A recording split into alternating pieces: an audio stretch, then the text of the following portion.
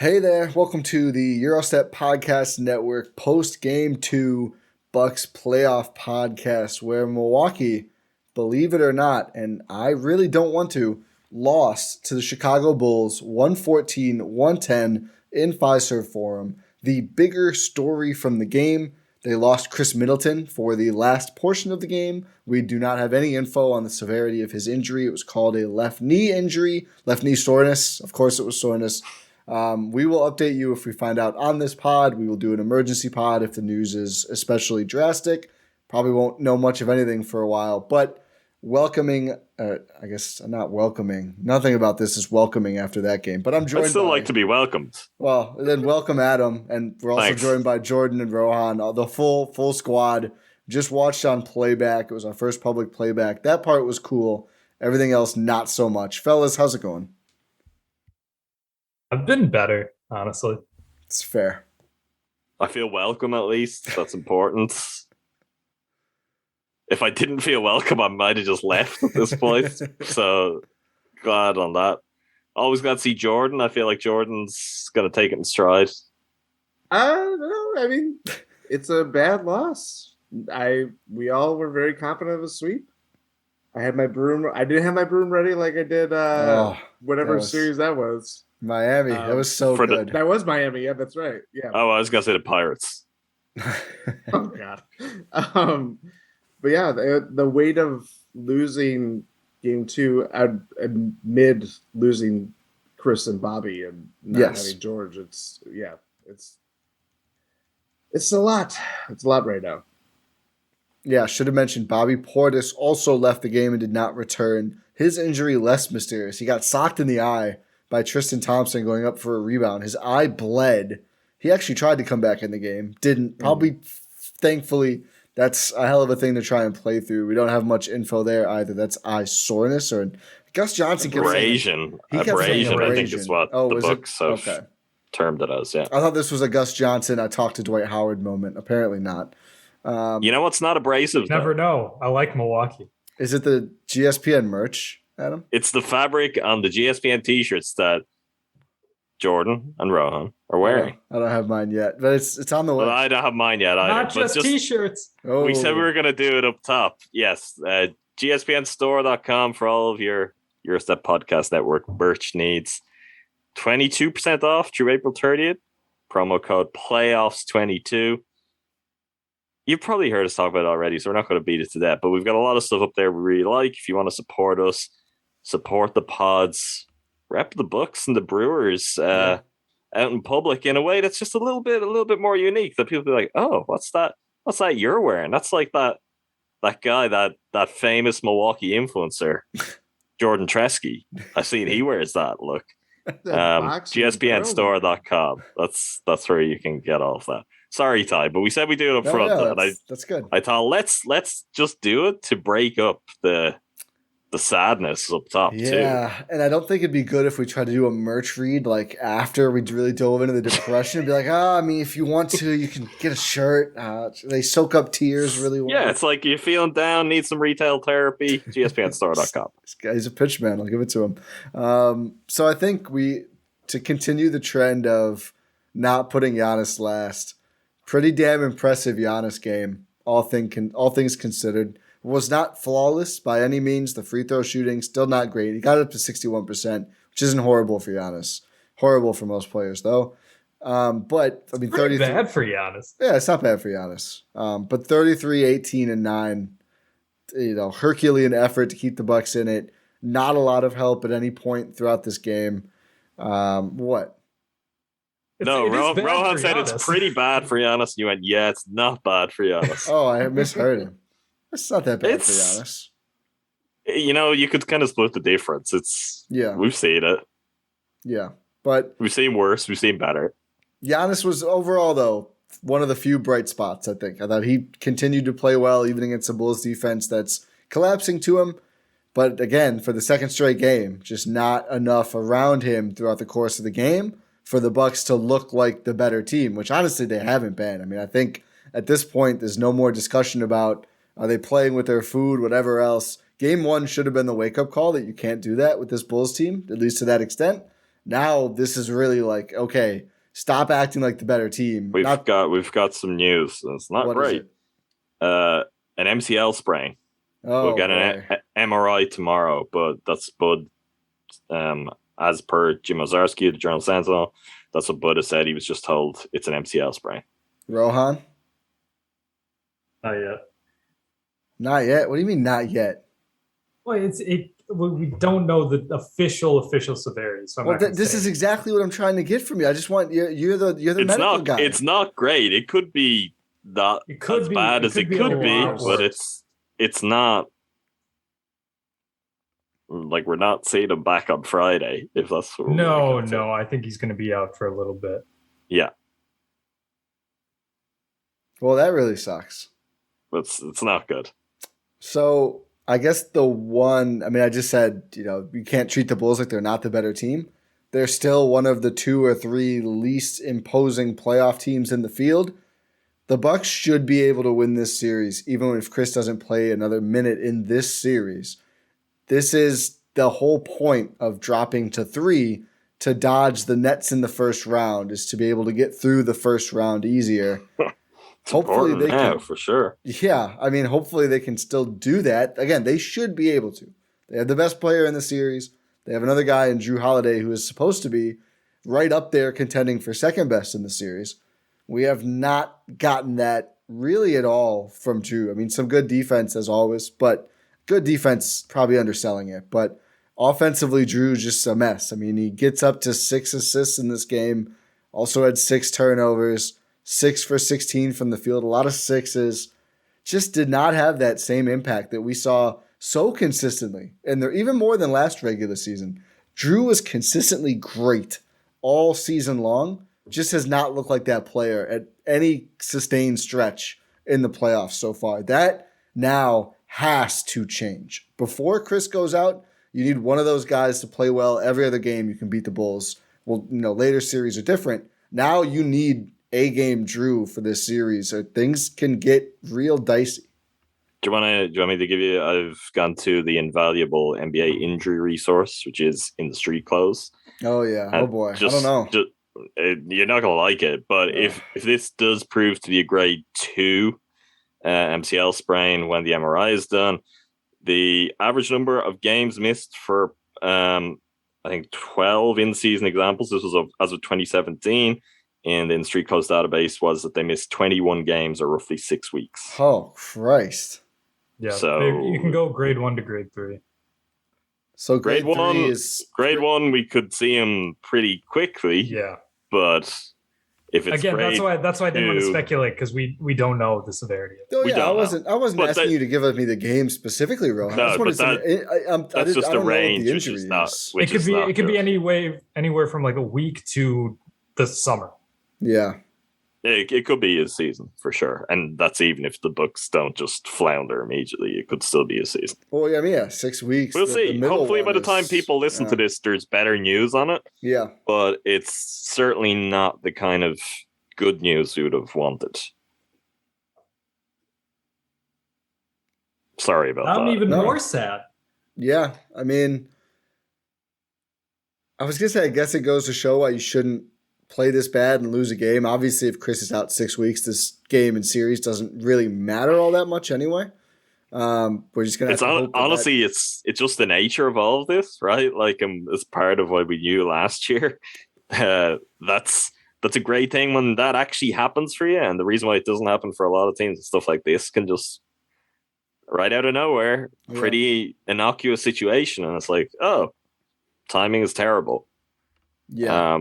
But my take coming into this that I was prepared for was like, is it good to lose to the Bulls in game 2? No. Was I expecting it? No. Am I all that concerned?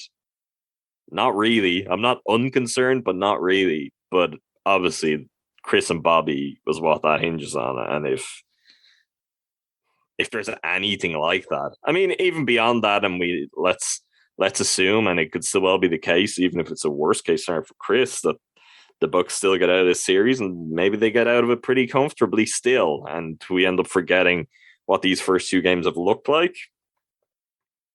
There's a real challenge awaiting in the second round with the way the brackets fall. And if the Bucks don't have Khris Middleton, that's an entirely different conversation.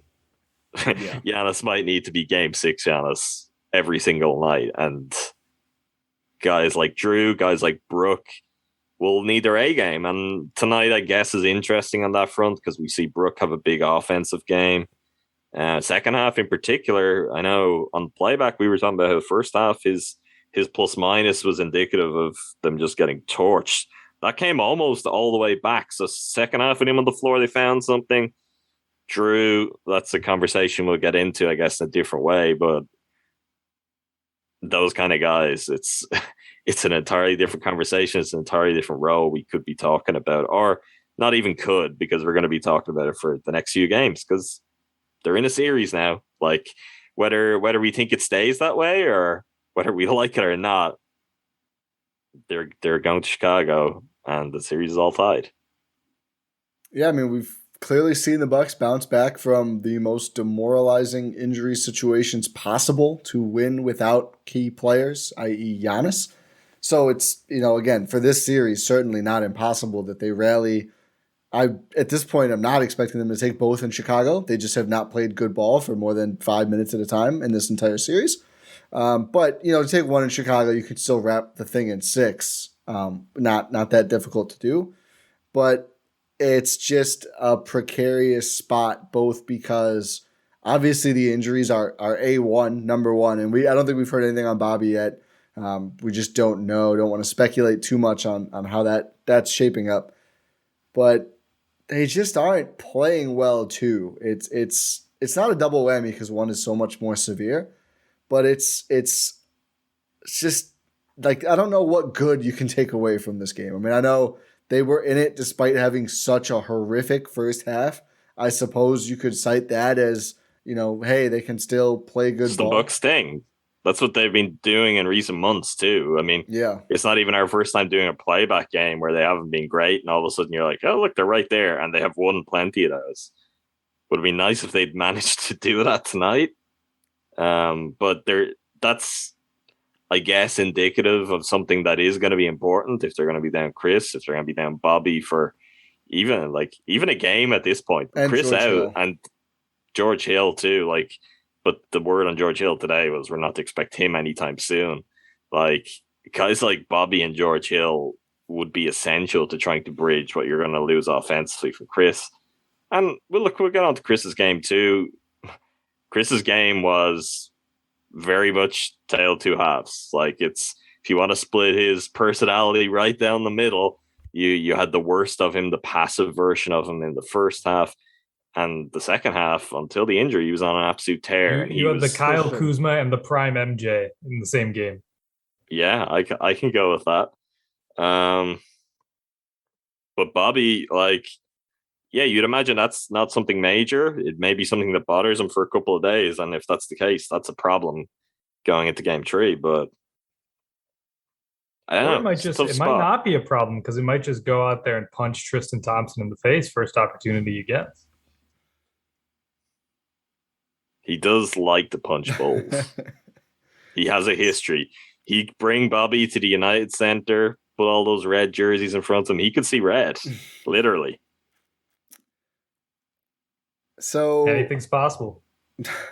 Jordan, I haven't heard from you since I brought up the street close to you. Jordan just seems sad.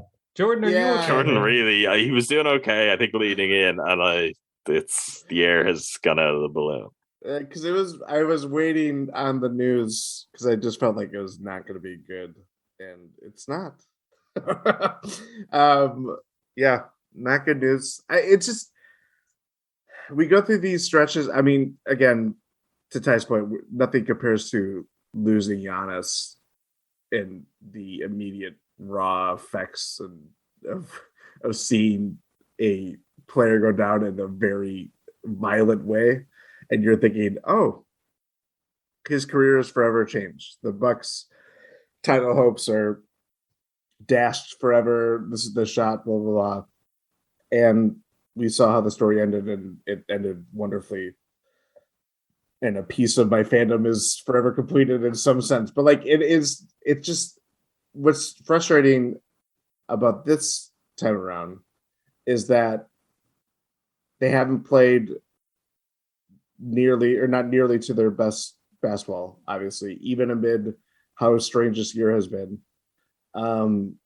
Losing their, one of their best scorers, most varied scorers, or their best varied scorer, like 3-level scorer too. On top of that, even with Chris's inconsistencies and all that stuff, and we saw tonight in full fashion where he just doesn't shoot, and that's part of the problem the biggest problem that we had with it through the playback. And then he is fueling this run that gets them within whatever it was, single digits, or even a one possession game. And it's just like immediate. It's like a snap of a finger, and it's like, oh, you might not see him for the rest of the series. Some might say it's a snap of a ligament. Snap of a ligament. Ugh. Yes. Let's not go full snap. Jesus, too soon? That's probably worse, right? Yeah, let's not go full snap. Yeah. It just, I mean, it sucks. You lose one of your best players, and it's like, well, how do you go on now? Who starts for him? What is the shape of this rotation? Because again, we have no idea with Bobby, but that's an even harder one to gauge, just because it's like he might not be able to see. I assume that was the issue tonight. Yeah. It's because the swelling. It feels like there's one of two things in a situation like that. One would be a concussion, which it obviously wasn't because he was on the bench and he was out there shooting and they were giving it a try. And the other is, well, the swelling has come up and it's affecting his vision. Like whether he didn't have his peripheral vision, but what was reported on that was he tried shooting at halftime and he gave up very quickly and was quite irritated about it. So, yeah, I mean, we'd like to assume that's a quick and easy one and swelling goes down and it's fine, but maybe that's not the case too. That makes it too dark of a timeline very quickly. Yeah. Look, I think the Bucks have things they just need to work out, like Khris on the floor, Khris not on the floor, which he's not going to be on the floor the next few games, really, in any scenario. You've got to find something with the offense. I mean, there's got to be an emphasis on taking care of the ball. Yeah. Drew in particular now, his passing has to start the game, right? Yeah, if not 4 even. It was a 9-0 Bulls run, right? It was 4. It was 3, and then Drew pulled up for a 3, which I commented was a 4th. Yeah. He's. I know it seems ridiculous, particularly in a situation like this, not to say anything other than Giannis is the Bucks' most important player. But we know what we're going to get from Giannis, and we know we'll probably get more than we could ever even ask for from him in this scenario. Drew is the most important player now. It's like there's no debate, no conversation. 2A, 2B, second or third. It's just you are clearly number 2. But there's no backup point guard. No disrespect to Luka Vildoza, who again may end up seeing some minutes soon. Javon Carter, yeah, different type of guard though. I don't ever say that to like disrespect Javon Carter in any way. It's just the kind of guard that, particularly with Khris gone, they need a ball handling, I'm going to control the game type of guard, and I'm sure they can look to Javon to do that. Is that where he's most comfortable, or where they've got some of the best out of him so far? I don't know. He said his offensive game is underrated. Well, on the Eurostep, check out that episode. I heard it. I just don't know if this is when I would look to put it to the test. They may have no choice. They might have to put it to the test. For sure. Exactly. Are we going to see Luka Vildoza make his debut and actually play significant minutes? I don't think that's happening. No. Yeah, I think they would have planned on not playing him at any point. Are they still figuring out the logistics? Who knows at this point? That's a good question. I don't know. This would have to be the most disastrous situation. I'm so down bad right now. He's never played with the Bucks or in the NBA. Elijah Bryant played, though. But he played in the regular season first. He played a couple of games. He played that last game. He averaged 16 points a game last regular season, Jordan. He is proven by that point. It was a point. No, I think 4 guys have to, I mean, obviously Drew. I mean, there's not even much, but he has to play better. I've seen tweets that are like, and I know I shouldn't do this. It's just, people. But people's opinions matter. I mean, we're a pretty fan-connected podcast. And it's like, I think it must be coaching when Drew and Khris start poorly.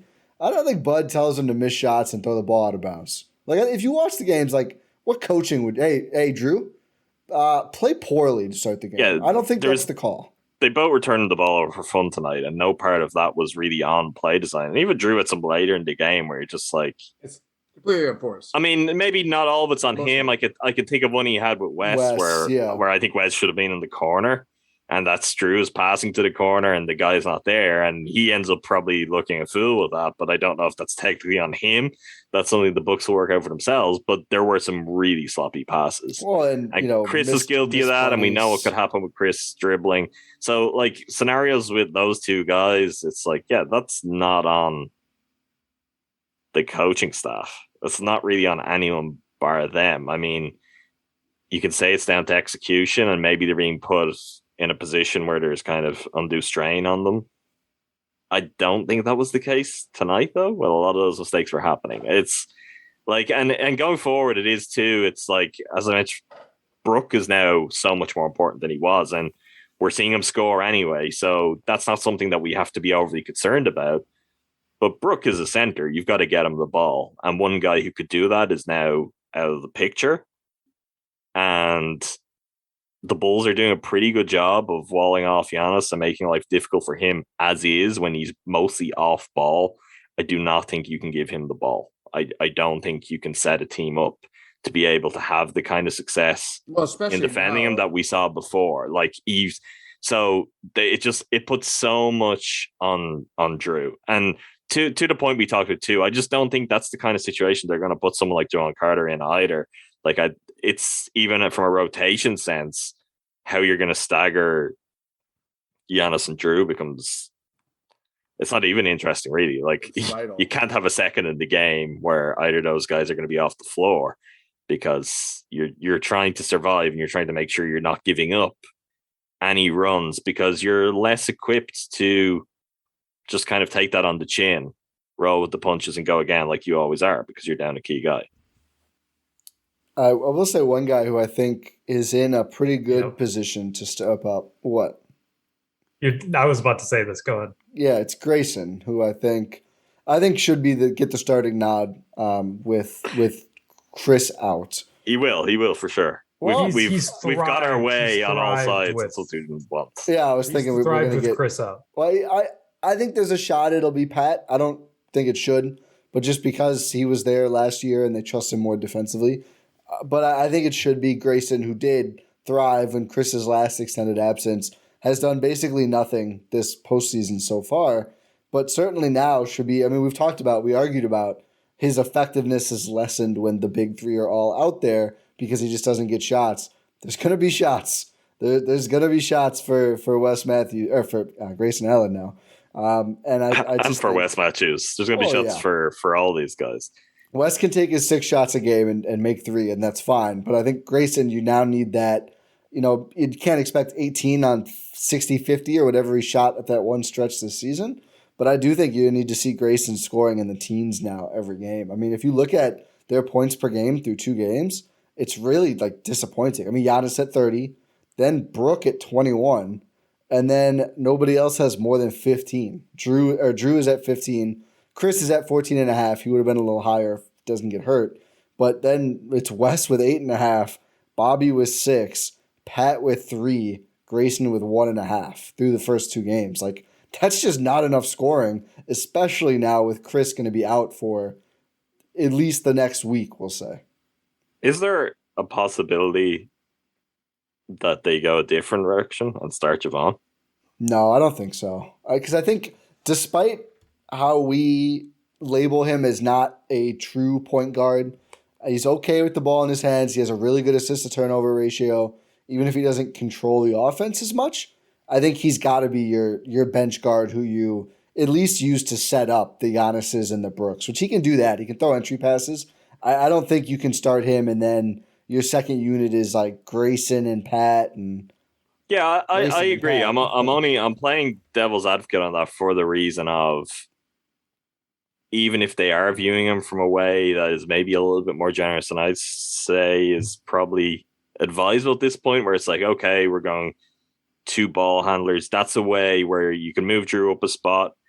I mean, late in this game, he was on DeMar, and he's going to see a lot more DeMar now too. I guess that's another thing in terms of how the size breaks down and what we're going to see with defensive matchups. That also factors into it, even though Chris's defense has not been good in this series at all, and has not been good in large stretches of the season. That kind of combination in the backcourt maybe could have made some sense, and there has been some teams favor this. I don't think it's really Bud. Bud tends to go with the fairly simple and obvious choice that's there. I don't think this is an area where it's a lot of overthinking going on. But if you wanted to preserve some sort of bench offense, you wouldn't do anything. Now, as you pointed out, running down things, describing Pat and Grayson as bench offense right now is a stretch. It's generous. Jordan, who we haven't talked about yet in detail, who do you need to see more from for the rest of this series for the Bucks to take the edge again? I mean, this is where it's like, okay, if you're asking Grayson to start, which I do think is most likely to happen. Having it be game 3 as the series goes to Chicago, and given the history of it all, is... It's a good point. Yeah, I mean, like, that was... I feel like I repeat myself all the time, but, like, because I just find it so interesting. Like, he is a shooter.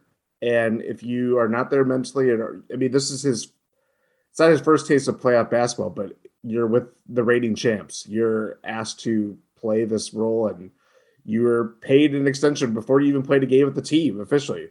And I think from that angle, and given how the Caruso incident and all the craziness that happened after, and just how his season's played out too, it's like if he's not in the right space, or if he's overthinking his game, and it's kind of like a golfer or a batter where they're just like down bad, and you're just like, if you just can kind of like plug through it, find your way, or find some other ways to contribute, even if your shot's not falling, can you do that well enough to, help the Bucks when you're now without one of your best players?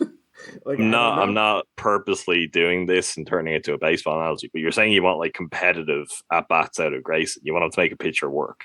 Yeah, basically. Do something would be good. Yeah. And I do think, I mean, defensively, you're asking for the world for him, but he has shown to be competitive. He's made some plays out there. I just think I do think that they are very worried about him being out there for long, because, I mean, if you see a guy like DeMar DeRozan have a game like he did tonight, and he sees Grayson Allen in front of him, he's just going to play with him. Same goes to Zach LaVine if he finds his rhythm, because he's largely been anonymous this season. Yeah. In large part because DeMar was feeling it in game 2.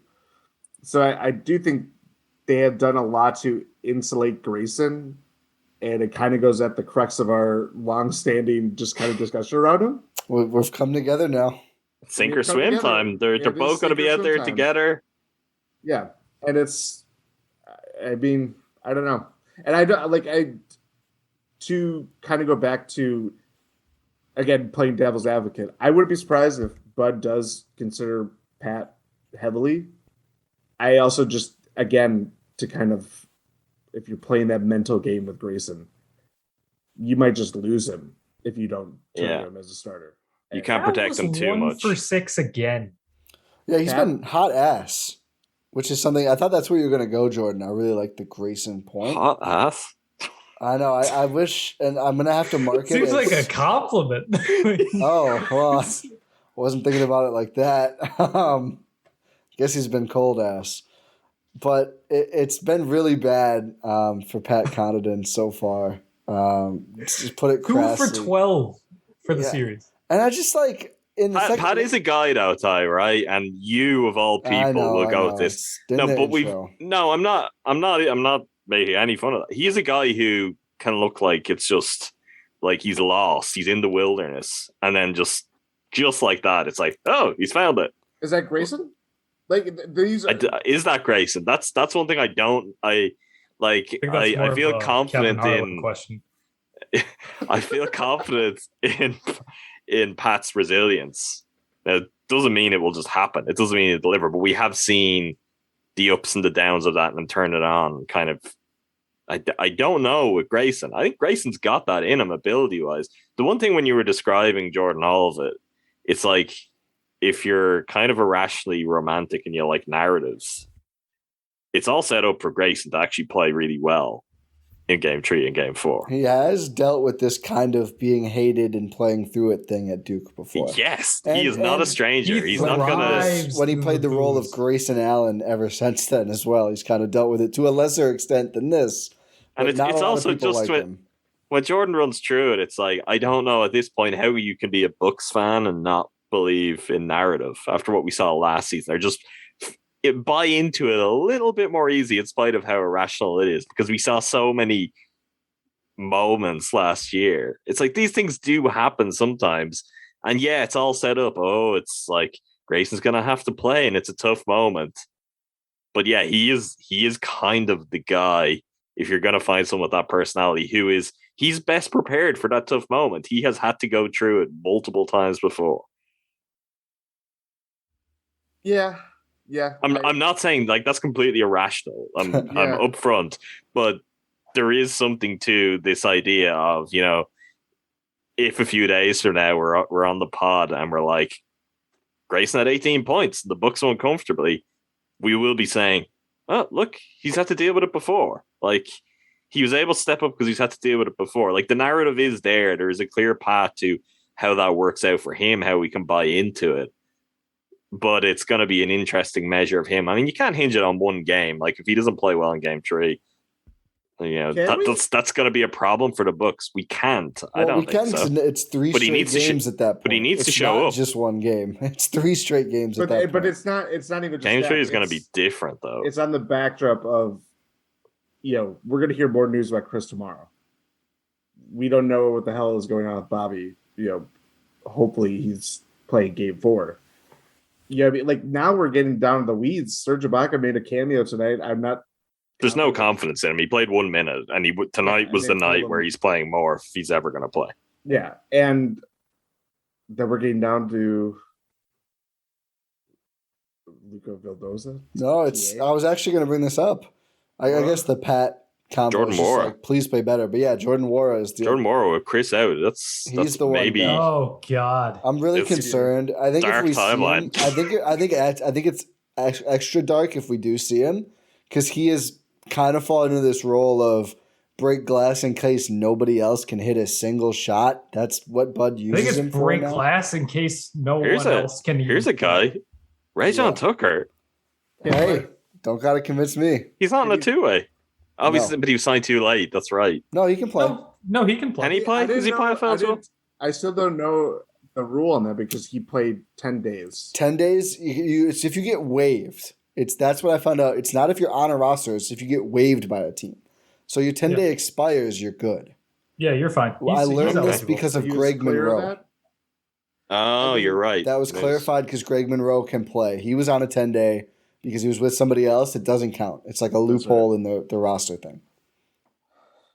Also, I don't think Tuck got called up that recently anyway. It's been a little while. He did Team USA. He missed some hurt games for that. But I don't think he's been on a roster since March anyway. But he could be an option. Who knows? They might have to try out all these options. Luka Vildoza, Rajon Tucker. Do they really, though? Jordan Nwora. Even if Bobby misses the game, I think they still have enough players to get through. That was going to be my point to Jordan when he's saying, like, does Grayson not have to? If Grayson doesn't have a good game 3 and that's it, the Bucks lose and the Bucks are going to lose the series to the Bulls because Grayson Allen can't deliver. Fine, you're going to lose to the Bulls, and this playoffs is not going to amount to anything. Khris Middleton's injured. Who knows? Bobby Portis is missing time. Like, we'd all just be wasting time to be otherwise. The team are obviously not going to approach that way, but they're not. They're not, and I'm sure they will impress us and surprise us. Like, this is a group of guys that have character. We know that much, but if that's what it comes down to, if it's like Grayson Allen just wasn't up to it and the Bucks are going crashing out because of that, I don't know how much I read into Grayson Allen because of that, because I don't think that was specifically what he was acquired for either. Like, it's a weird situation, but I do think if it comes down to him being that important, we're on a road to nowhere on this playoff journey to begin with. And I know that's depressing.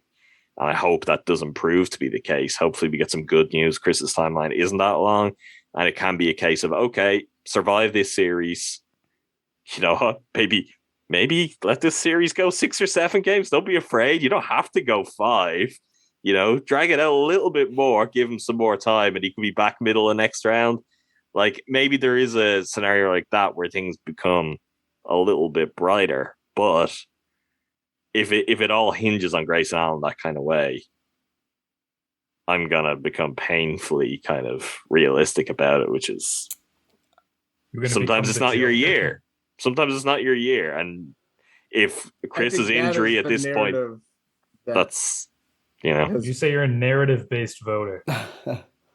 I did not say that. I'm going to push back on the Grayson thing a little bit. You shouldn't be expected to carry the Bucks through the playoffs if Khris is going to miss extended time, obviously. I think he should be expected to help carry them through a shorter period with a guy like Khris out. I mean, the list of guys who have more money committed to them by the Bucks than Grayson Allen is very short. Like, $10 million for a fourth guard? What? $10 million for a fourth guard, yeah. Yeah, well. I mean, but like when I'm saying that, and that was my original counter to Jordan, was like, he can have a bad game 3 and he can have a good game 4, and that's kind of Grayson Allen, and you can't expect like we can't just be like he needs to be even 12 points consistently next few games. It may not work like that.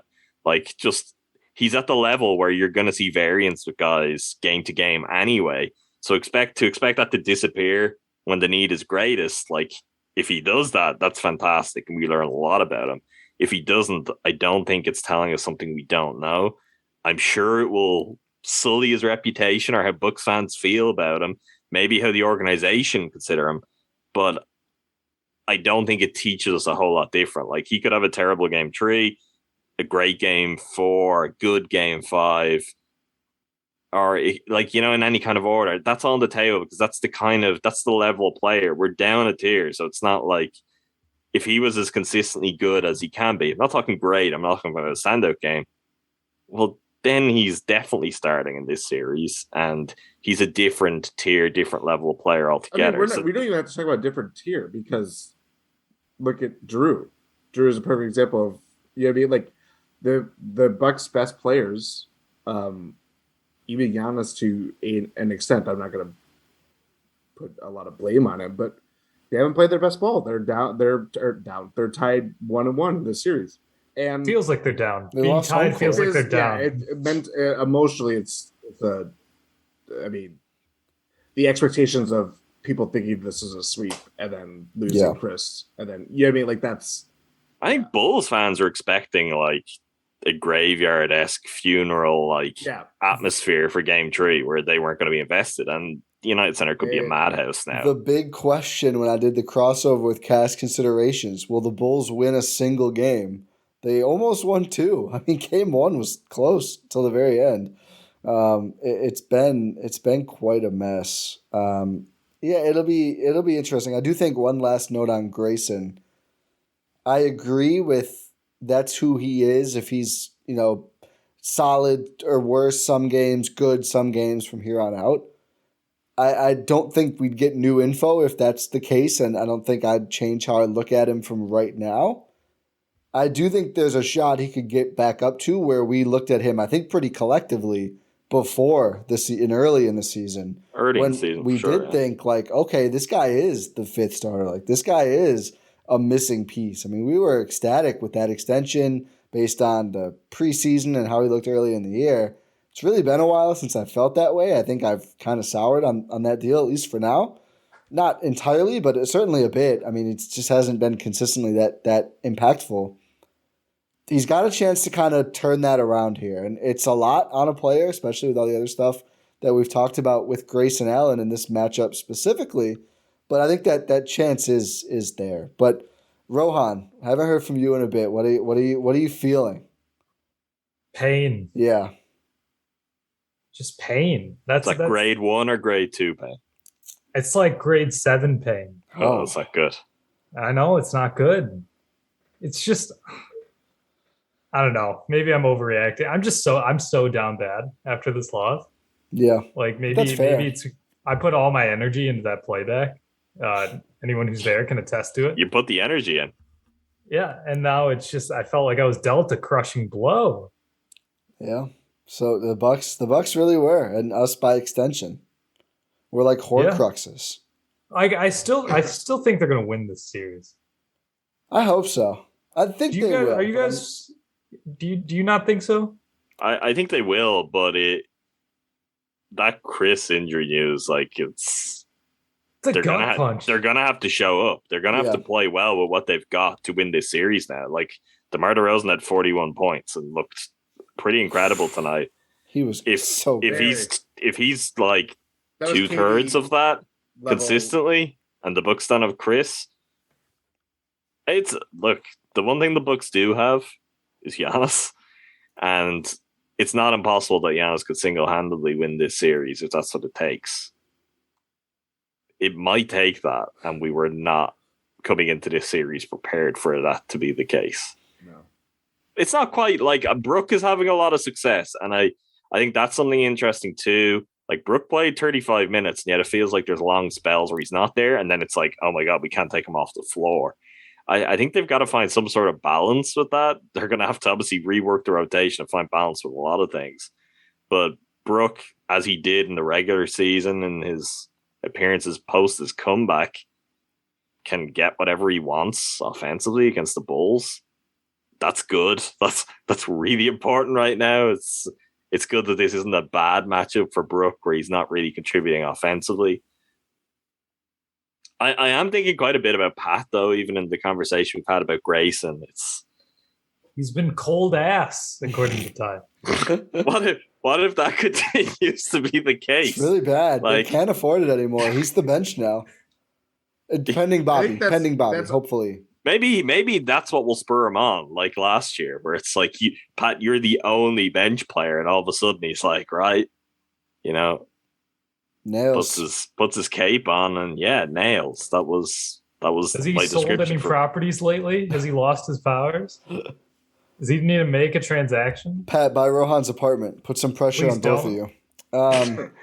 I think I will say one slight positive. Giannis at center had some of his best defensive work. I think it was in the first half of this game. That's going to have to continue because it feels like if you are going to stagger Drew and Giannis, I assume you'd get more Giannis without Brook because I don't think you want Drew with neither of them. And you're not going to play Brook too many minutes. So I think you're going to see some more Giannis at the 5. We'll see if they dust off Serge. Can you afford that, though? If Bobby's, does that not hinge on... It's not even about how you're staggering your minutes or building out your rotation in a front court sense, which is normally how we think about that, and then it becomes, okay, they're going small for these minutes. I'm just talking about where your offense comes from and what help is out there for Giannis. And if Brook is not out there, it gets scary very quickly. And if Bobby's not out there, Pat and Grayson have to be delivering in those kind of minutes. Like, that's where they're completely essential. And, I mean, I know we talked about him in a lot of ways, but that's where you could really use that, 2 for 4 night from deep for Javon Carter again, because I think he's also going to be the guy who's out there with Giannis more, the other guard. And being able to replicate some of Drew's defense is really nice. And, again, just a steady ball handler, but his shooting, and he'd done some off the dribble shots. I think just going to need all that. You're going to need everything you can get from everyone who plays. And that's even if Bobby does go, just with Khris and George Hill being out. But especially if Bobby does miss any more time, you're going to need everyone. So I think Giannis at the 5 is going to be important. And just more players being competent offensively is going to be really, really important. Can we, and we're obviously, I don't think this fits in terms of the direction you're outlining. It would be good if they could go to some Giannis at the 5. I think they're just going to have to. I mean, at some point, well, we'll see about Bobby. But what I was going to ask, Serge Ibaka has not looked very good since the Bucks got him. Yeah. we have seen him show some signs of touch that he can make shots. What do we think is the reason specifically? Like, I think it's easy to come up with a general reason of he just doesn't look very good. He might be washed. It's but the Dante curse. If we're to get into specifics involving Dante. That's a good point. If we're to get into specifics though, what right now in a game like this, Bobby comes out, you don't have that to go to. 1 minute? Like, I'm not advocating for more. Let's get that clear. But going forward, again, if we're just talking, like your point with John Carter is entirely right. Every point is going to be valuable. So if that's a guy that is just not in the equation, at this point with the other options available, why are we pinpointing that? I guess who are you going to take minutes away from? I mean, we talked about like this is their deepest roster. I mean, it's either Les Pat. It was. Well, yeah, true, but still, I mean, even now, if Bobby doesn't play, I think there's still 7 deep before you get to Serge. So at this point, I think we probably would see him a little, maybe. I don't know. Serge or Thanasis. I'm not even kidding. No, I honestly, I'm just going to break your heart. Like, this will really deeply hurt you. I think Jordan Nwora is way ahead in the queue on that, and I don't think that's a good idea. I think he's ahead in the queue, not only in part because... It's in part because of Khris' skill set. Yeah, you're missing shot and what making. you're missing. Yeah. I'm sorry, Rohan. Yeah. I knew that was... Really insult to injury to Rohan here. I'm just so down bad. Yeah. But Serge, I think, like, I just don't think they've loved what they've seen defensively. Which is... He's got a case of the moving kind of slow.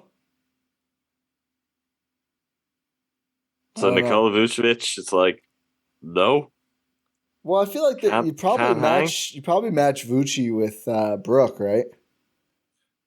Because it felt like a lot of the Giannis. Do you want Brooke and Serge out there together? No, I don't. No, that's what I'm saying. Go Jumbo Bucks. Why not? Yeah, well, they might have to try some really weird stuff. This is bad, guys. This is bad. I don't. Are we overreacting? No. They lost. No, I mean, if Khris is out for a significant period of time, they don't have a lead ball handler, shot creator. They're starting small forward 3. They don't even have. I mean, who's it? Like I know Pat plays minutes at the 3. I know, like, that is also a position of great value that they don't have any cover really. Outside DeAndre Bembry would be useful right about now. Yeah, I mean, if he was healthy, like this is where it gets to. Yeah, but he's not even if things went a different way. Yeah. But to that point of like they can't play Serge because he's slow and not good at defense anymore. Yeah, which is the whole reason why they didn't keep Boogie. Oh yeah, fair. And then you make the deal that I'm not saying Dante to even. Would Dante help? No. Yeah, right now he's a player that you would play. I mean, would he disappoint us? Most likely, but given how the situation is broken, yeah, he'd help. The problem is that I'm throwing Grayson in the mix, but we're talking about Jordan Nwora. We're talking about Luka Vildoza, maybe some of us. Minutes. We're not talking about last year. We were like, okay, at least like Jeff Teague knew what he was doing. Jeff Teague was an adult. He was an adult in the room. They should have brought Jeff Teague back. Is that what I'm hearing? But it's more of the. This is the fine line that they have been on, in that you want these championship playoff battle tested guys, but then you look at the pipeline of like, okay, do they have someone that can kind of, be a blossoming, player on their bench or whatever the case may be. We thought that was Dante, and then played like crap. He played like cold ass to quote and then they gutted him away. Like that's where it's like this crunch. I know a lot of people said at the time of when they traded Dante is that like, well, it's one less person that you have for cover for guards. And we're like, that's not a big problem. Pat gets immediately hurt that night that they trade him, and it's like. It's stuff like that where it's like, that keeps kind of happening. Pat hasn't been the same since, by the way. Which is not a surprise. Yeah, and he's also a guy who was having a good season again, and on a long heater, and all to take him out of that rhythm at all was just probably not ideal. Just to disrupt that, like you would like to just never disrupt that, and just like Pat, you just keep doing what you've been doing for the last 9 months and never stop doing that. I mean, the other thing, and this is not something we need to really get lost in right now because it is the very short term element of it that matters. But the other side of the Dante deal was the picks they got, and we know how the Bucks have used their picks. Cycle through it, and this is something that like I'm like a broken record about, and I know that. But this is the kind of situation where it's like, time's got to come where you got to use some of those picks and you've got to get some right. It does just get unsustainable if you don't have guys that you're in a position to trust, or if this kind of thing arises that you're like, yeah, let's go to. At some point, you've got to have some young players that you're like, they're real development pieces. They're not just like, no disrespect to Manu but like what are we talking about there? What is the upside at this point? Like that's a long way off. You need something that is more tangible and that there's a real path to, okay, this is a skill set. Like the reason I love Manu is because he's so weird. But that's fine when that's somebody who's never gonna have to play. The Bucks could do it like, oh, that's like a utility forward. That player has a proven skill set, plays in a style that is recognizable when you look around the league, or this is someone who is actually a 3-and-D wing. We're not just terming them as that because there's no other description for them, which is Dante. It's like, well, he's not really much of a combo guard, so let's start calling him a 3-and-D wing. He's not really that either. It's at some point you've got to get some of those kind of players, because it's really tough when you're in the Buck situation, like to go and trade for them. John Horst hit a home run to be able to go and get Grayson Allen in the way that he did, to get that kind of role player at that age on the Giannis timeline, as we've talked about before, to get him locked up to a contract. And we're still at this point where it's like, that contract may end up not being great. Is he what they need? Or and it's like just trade fodder. I mean, which is always a possibility, and on that perspective, it works. But when you get in a spot like this, it's the depth is much better than it ever could have been. But the back end of the roster depth, it has never been, because of the approach to draft picks and their pretty terrible record with drafting over the last, I was going to say 10 years, but really I could go much further. But 10 years, we'll say, as something that's relevant to this group, with, one very notable exception anyway. You're not drafting well at all. And that means the back end of your roster does look like Jordan Nwora, Rajon Tucker, Luka Vildoza, Thanasis. Like, that's a problem.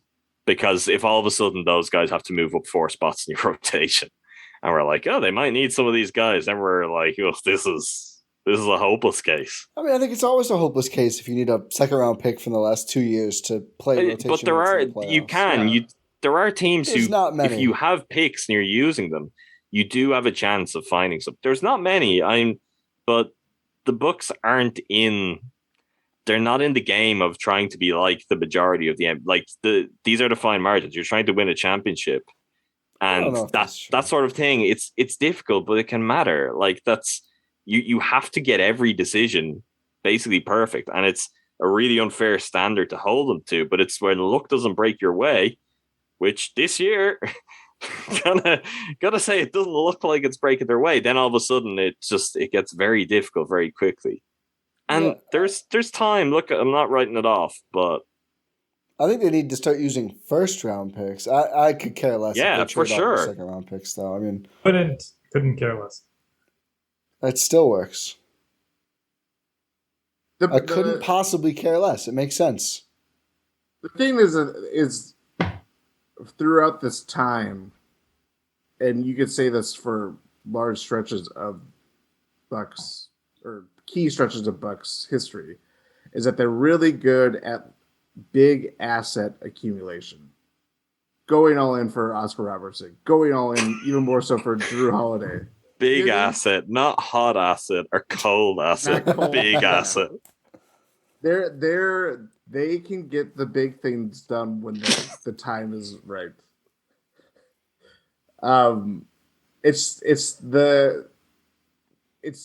We can say that they have this could be the deepest team in Bucks history, but when you lose a significant piece out within that, your depth is being tested, and that's where it's like this.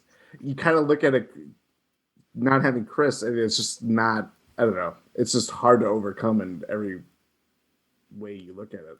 Because it's just a weird hole in their roster that they just don't know how to address or do anything. Yeah, I mean, I don't know. I just think it would be a really hard hit to overcome for any team, no matter how well they're built. But Bucks are gonna have to do it. I think one last note. Somehow we got an hour out of just being sad, but it's an hour. Yeah. Yeah, it's almost been an hour. Like 20 minutes. I just don't like that they've looked like they looked against Orlando that playoffs 2 years ago, and I made this point on the playback too. And I just think, I mean, obviously a whole different Bucks team, a whole different set of circumstances, but it wasn't a long playoff run, and there's a lot that went into that. It was, the bubble and Mickey Mouse and everything else. But I don't like this approach of not coming in ready. And I know they had the extra days off. I think that buys you a half or a game. I don't think it buys you 2 games. I just don't like the way that the extent to which they played with their food. I hate talking about flipping the switch or everything else. And I don't want to go on a whole thing about the merits of that in general. I just don't like how rare it's been for them to play 48 minutes of good quality Bucks basketball. They had some great wins like a month ago or more now. And outside of that, it's been pretty bad. Yeah, but those wins have all been the hard way. Exactly. We have not seen them just go out and win a game against really any team, but especially they're not team. They've actually it's carrying over what the playoffs felt like into the regular season and thinking you have to win every game that way, even when you're not playing like the Nets or the Suns, when in fact you don't have to win games against, I don't know. I was going to use the Hornets. That's a bad example because they just chose to generally not win games against the Hornets. They played the Pistons late. Yeah, that's a good example. Like the bludgeoning kind of that they were giving teams 2 years ago is just that has not been a factor. Or when they do it, like we thought we were going to see it in game 1. They come out of the gates. We talk about like a slow start or playing your food. We were like, great. This is everything we want, and then it's gone straight away. Is the closest game to that of this season? If you have an example, like you could easily overrule me, but like that Warriors home game. Yeah, that's what I was going to say. Yeah, it just like it's all systems go, and they just blitzkrieg. Some of the Chicago games too, ironically. That is true. Yeah, that they got close with that too, and. This was, I was going to make fun of that because I was like, come on, the Bulls.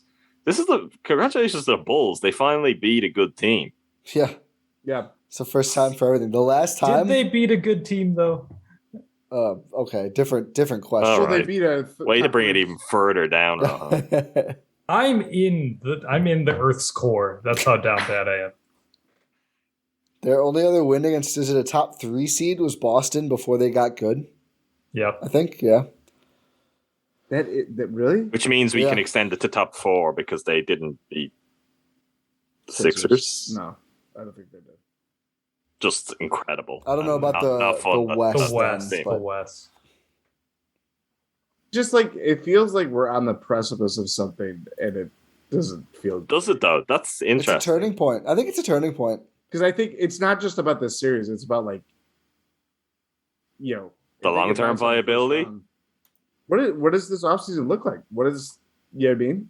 So you'd expect changes if this, let's say saying, worst case scenario, let's say they go out in the first round. Khris has got injured. They lose to the Bulls in the first round. It's as bad as a title defense as you could have. there would also certainly be mitigating factors there. Chris's injury would do that, depending on what Bobby misses.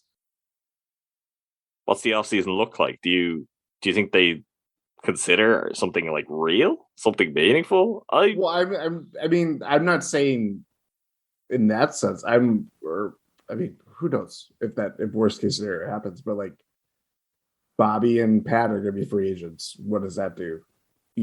What is ownership willing to do to? I mean, that's the black box question of like. Yeah, well, it could just quickly become, this is really hard to do, and we got one already. So maybe let's not push the boat out as far, and maybe we get lucky again. If we don't, hey, we got one, and we've got. That's dangerous, though. Like, as much as I will get on ownership for that, I do think they realize how fortunate they are to have Giannis, that they will lose Giannis at some point. I'm not saying he will leave. Could happen. But whether it's he spends the rest of his career and he plays till he's 40, there's a day that will come if this ownership does plan on being around long term and it being a generational thing, as they've talked about, that stays with their families. It's like, yeah, the version of the Bucks without Giannis is coming. Like, when it comes, that's kind of up to them, though. Like, and the decisions they're prepared to make and the commitment more than anything they're prepared to show. That's the key. I think Giannis is the only thing that gives me confidence that would never get so radical. Like, maybe if they decide not to patent Bobby, maybe that's like, those guys aren't the answer for what we're going to do next. That's tough, though, because you're not going to get better than them. And that's where you've got to keep guys just because that's the best option available to you, regardless of what that costs. Too early for this. I think, though. Yeah, I feel like this is getting way too existential. I think for this playoff run, Game 3 is a little bit of a turning point. And even if they lose, but if they can't put together a good game of basketball, and I know not even that, 2 quarters. Yeah, like right? One quarter, a quarter. They had one today, at least. They won both quarters in the second half today. Yeah, they turned it on. They lost the first quarter by a point.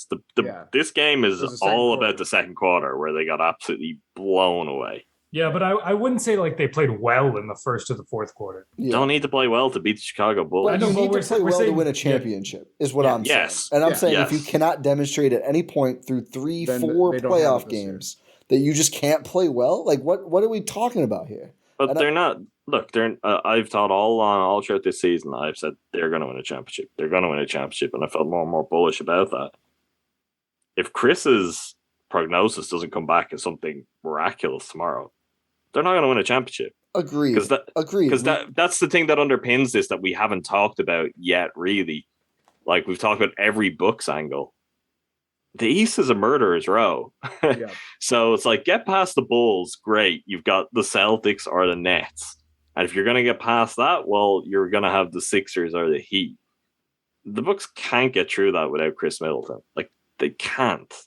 I don't want to doubt Giannis's ability to do anything, but that is tough. And if he somehow finds a way to do that, he's just the greatest player ever already. Let's just call it. But that's the thing that I think is under the surface. That's why we're as down bad as we are. It's not like there isn't even the path there was last year. It's not like, oh, you could get the Hawks then. The East is just not like that. There are real teams here, and at full strength, there was going to be tough tests for the Bucks. Tests they could have been up to. Based on their recent play, you'd say they would have needed to figure some stuff out regardless. But if that ends up being something that we have to map out without Khris, no, of course they can't do it. And I don't think that's remotely controversial or surprising or really reflects on anything. It's like second best player, third best player, the way the team is constructed. Without that guy, are you better than the Brooklyn Nets? Are you better than the Boston Celtics, the Sixers, the Heat? You're certainly not better than all of them. I think, they almost certainly can't. I'll never say never with Giannis. I've said this before, and we'll see. I mean, it's fair. It's been a brutal couple of weeks for NBA injuries. You obviously don't root for any more for any team, but you never know what could happen with any of these other teams. But I think I'm 80% concerned, of course, total or more is about Khris and the status, and we just don't know as we record this. their level of play before Khris got hurt had also become a concern for me for largely the same reason. Is I don't think you're getting through the East even with Khris Middleton if he and the rest of the team is this inconsistent. And I don't want to hear about, oh, it's the Bulls, they're, whatever. And I've mentioned this quickly in this pod. I just don't care. It's the playoffs. If you're not ready by game 2 to get up for whoever you're playing in the playoffs, that says something that's not good right there either. I mean, it's 4 series. It's like it's been concerning, and it just reminds me of 4 series, and they've waited all year for this too. Yeah, and they've kind of maybe not said, but hinted at. I mean, they didn't take the regular season seriously either. I just need to see some serious basketball. So I think game 3, I really hope. Even again, it doesn't have to be a blowout. I don't mean they need to win by 40. I just need to see them consistently play well, and it's just been a frighteningly long time. Like the Detroit game, which again, Detroit staged a comeback in that game, but that's the last time I remember for more than a few minutes at a time. I was like, okay, yeah, the Bucks look great. I just need to see that in game 3. A win would be nice too, and a good Khris prognosis. Bobby plays. To that effect, per Eric Name of The Athletic, he said, this is a quote from Bud after the game. He's got a right eye abrasion. We anticipate that he should be fine with some time and that he should be good. Okay. Khris? No, Bobby. That's good news. Also very vague. It's like we anticipate in time. Well, that's not good news. That time could Bud be 2 weeks. Writing these injury reports. Remember, Bud just said George Hill was going to be available for game 1. Nobody noticed that. I was in a car for 12 hours that day, and I was like freaking out in this car. I'm in the Discord. I'm like, guys, he said he was fine a day ago. No one reacted. I think it was a big sports day. I don't know. Did you kids what? But I don't have an issue with because we knew he was doubtful. Like there could be a setback, something could change. But the fact that now the word is like he's out kind of indefinitely, like it's not like he's day to day or we're expecting George Hill's going to be playing game 3. That's the thing that from saying that is. Well, look, we know George's injury status too, and bad. It sounds like George should not be playing. So. All of a sudden, if George is not playing, it's not entirely stunning. But yeah, that was a weird but it was sequence of events. It was the whole Khris doesn't have COVID, and then Khris has COVID. Yeah, like that. Yeah, I forgot about that one. There's a lot of examples. That's a good one. There's a lot of examples detailing everything. That's all I'll say. Yep. Bucks in 6? Bucks in 5. I'm not going to get greedy. I'll take 6 for the culture. I would have said 5. If you asked me right at the start of the pod, I probably said 5. And then the Khris. You've just gotten sad. No, I mean, the Khris, like, I've done my best to keep talking. I was trying to rally us through earlier. Like, this could take 7. They're going to get through this. It could depressing. It's less depressing than them losing the series. I think they could win in 5 still, but again, they could. It comes back to the issue of I know, but they imprint their identity and will on the game because we've got to see game 3 and game 4 now. Outside of game or the first quarter of game 1. Can they put their brand on the Bulls? Or you can get the brand. GSPNstore.com. Playoffs 22 for 22% off through to April 30th. I was ready to go after someone said imprint. Yeah. And then Ty said brand, and I was like, I have to. I doubled up on code idea would be cold T-shirts, hoodies, crew neck sweatshirts. Let's not get banned from Teespring, Jordan. Yeah, sorry. Mugs. I didn't hear whatever he said. That's probably for the best. Pint glasses, stickers. Did you say pillows? There's literally light emitting from Adam's. Oh, it is bright. I mean, it's about to be 7 a.m. Like, Rohan, run it. Yeah, we're done here. Thanks for listening. We're already doing promos. Yeah. It's morning for Adam. Adam's cooked. We're all cooked. We're down bad, but we appreciate you listening. Make sure you're subscribed on your podcast platform. Make sure you leave a 5-star rating and review wherever you can. Please do it. It's daytime, and I'm here. I did a playback. DJ Adam in the morning. It's a bit I'm workshopping still. there's a couple of there have been a couple of shows before me already. Like I'm not even like the morning show. Yeah, it's true. You're prime time. You're a veteran. Yeah, no, you're prime time. Yeah, you're drive time AM. That's big. Congrats. Thanks. Sorry, Ron. Continue. No, we're good. Make sure you subscribe to the Substack, subscribe to the YouTube. Make sure you just do everything, please. Cruising for a bruising. Yeah. Sorry. If you want to hear Jordan and I have a maybe less depressing conversation, tomorrow we're going to talk about the Milwaukee Brewers, who speaking of brooms, they swept the Pittsburgh Pirates. Things are looking up. So I don't know, collectively there could be a lot of focus shifting to the Milwaukee Brewers sooner than anticipated. So if you want to get in on the ground floor, Jordan and I will be talking Brewers tomorrow. Cruising for Bruising. Subscribe wherever you get your pods, and you'll get that episode. There you go. Buy your art too. Yeah. Buy your art. Buy your sweatshirt, Jordan. If you're missing Anyone who's not watching on YouTube, you're missing a lot of so modeling. Confused. That is true. I forgot that not everyone is. Anyway, we continue. didn't say it up top when we did it up top, so All right. whatever. We're done. Pod random. Bye.